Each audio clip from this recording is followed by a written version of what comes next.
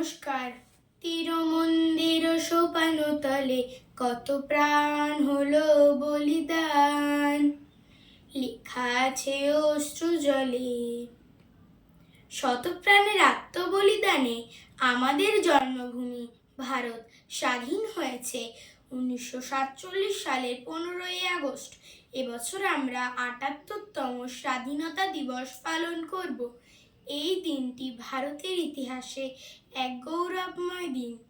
তাই আজকের এই পূর্ণতম লগ্নে আমি নিধিশ্রী প্রথমেই শতকোটি প্রণাম জানাই আমাদের মৃত্যুঞ্জয় বীর শহীদদের।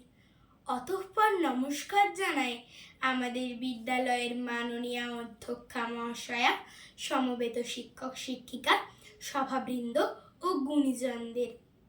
ভারতবর্ষের সাম্রাজ্যবাদী ব্রিটিশরা যে পরিমাণ অত্যাচার করেছিল, আমাদের বাংলা মায়ের সন্তানেরা কিন্তু এই অপমান গ্লানি মুখ বুজে কখনো স্বীকার করেনি। তারা ঝাঁপিয়ে পড়েছিল স্বাধীনতার মারণ যজ্ঞে, ছিনিয়ে এনেছিল স্বাধীনতা। তাই আজকের এই বিশেষ দিনে স্মরণ করব মেদিনীপুরের বিপ্লবী বীর ক্ষুদিরাম বসু, মাতঙ্গিনী হাজরা, জাতির জনক গান্ধীজি, নেতাজি সুভাষচন্দ্র বসু, মাস্টারদা সূর্য সেন, জওহরলাল নেহেরু প্রমুখ ভারত মাতার বীর শহীদদের। এনারাই তো জীর্ণ জাতির বুকে জাগিয়েছিল আশা, জাগিয়েছিল ভাষা। এদের আত্মত্যাগের ফসলই হলো আমাদের এই স্বাধীনতা। তাই আজ আমরা গর্বিত যে এমন দেশে আমরা জন্মেছি।